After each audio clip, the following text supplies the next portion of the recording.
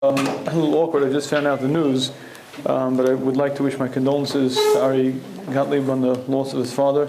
He should only have simchas, and we shouldn't hear any motzaras.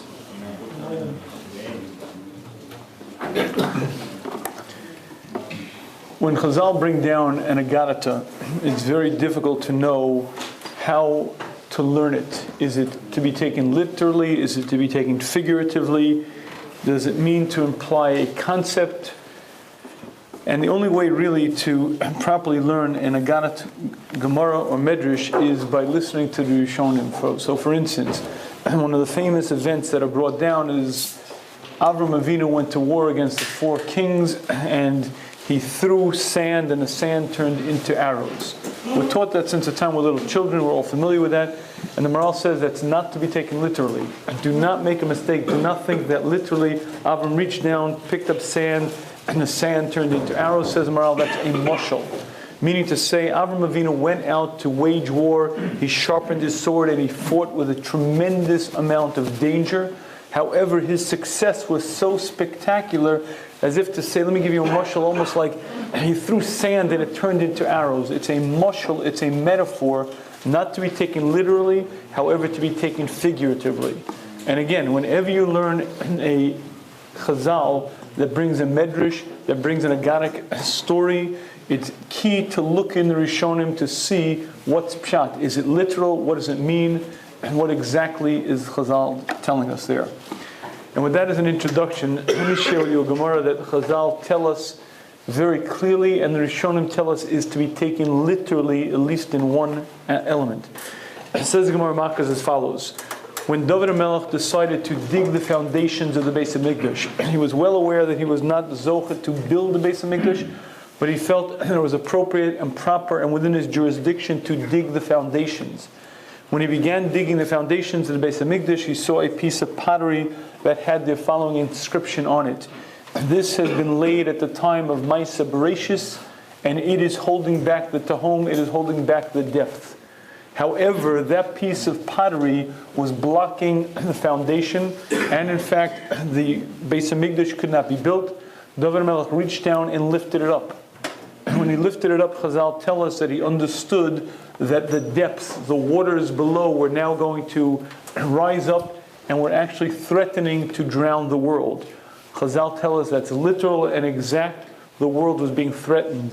Meaning to say, if you step away from the planet and you observe the planet, 75% of the surface is covered by water. We're very comfortable with the fact that the oceans always know their boundaries, the rivers always stop at a certain point, but the reality is that's held in place. Roka ha'aretz alamayim is a bracha we say daily. Hashem, you keep the land where it's supposed to be, you keep the water where it's supposed to be, but at this point, because David HaMelech removed this pottery that was holding the Tahom back, there was a certain supernatural, spiritual element of it that was keeping the balance in the world, and when he removed it, the waters were going to exceed their bounds and mankind was going to drown. At which point he says as follows, is it permitted to write the name Hashem?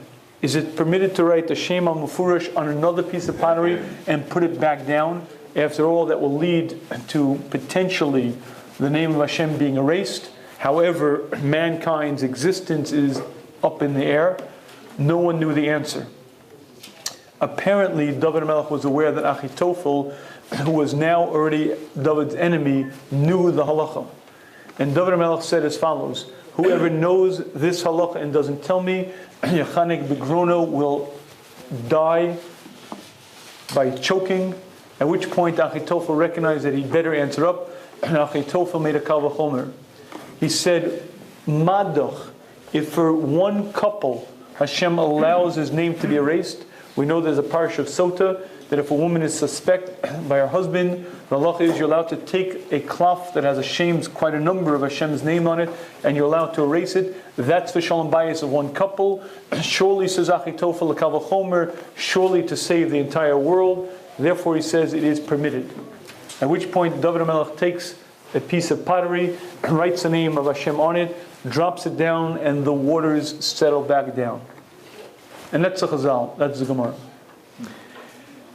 And I'd like to share with you one very simple observation. Would you be able to just ask him to calm down a little, please? Thank you. One very simple observation. And that is as follows. Let's say David HaMelech could not find an answer.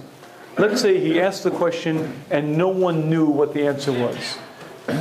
Here's the thought. The entire world is being threatened to be killed. There's an Isser called Mechikas, erasing the name of Hashem. Wouldn't you think it'd be better off, the world would be better off, David HaMelech would be better off, to violate an Isser, erase the name, and let the world live? Meaning, let's in fact assume that there was no heter. He couldn't find anybody to say that it's mutter. And let's in fact assume that it was wrong, it was usser. But the whole world's existence is dependent on it. Isn't it appropriate, isn't it proper to violate whatever the isser is, whatever the prohibition is? Isn't it appropriate to violate it to save the world? And that's the question that I'd like to pose on this Gemara, because it's quite clear that David HaMelech would have let the world, whatever happens, happens. He would not have violated this one single prohibition. And the question is, how could this be? What's pshat? And to answer this, I'd like to take a few steps. The first step is an observation. I want you to imagine for a minute the following. Imagine that you're in a plane. Somehow the plane crashes and you find yourself in the Himalayan mountains. The only way you can be rescued is by the U.S. government sponsoring a search and rescue team. And these projects are pretty pricey, pretty expensive. And the question comes in front of Congress, how much money is appropriate to spend to save your life? Now, if you were asked that question, what number would you come up with? Would you say it's appropriate for Congress to spend $1 million to save your life? 10 million? Maybe $1 billion? 100 billion? But whatever number you come up with is very, very essential, because that's how you define the value of your life. And when you understand the Torah's perspective, you'll probably recognize that no dollar amount ever can define the value of a human life. It is priceless, precious, beyond any number. That being said, here's a very interesting question. Is there anything in this world that you'd be willing to give up your life for? Is there something that's worth even more than your life? And if you were put to the challenge, is there anything that you'd give up your life for? Now that question, when asked to parents, especially parents of younger children, typically the parents will say, for my kid's life, I'll give up my life. Especially mothers will say that, take my child, let him live, let me die. And that's a very interesting and profound concept, that a human being is willing to give up that which is the most precious thing in the world, their very existence, their very life, they're willing to give up for somebody else. And if you think about it, it's rare and very uncommon to be actually willing to give up your life for something. With that being said, let me share with you a very important thought. Twice a day in Shema we say the following words. You should love Hashem your God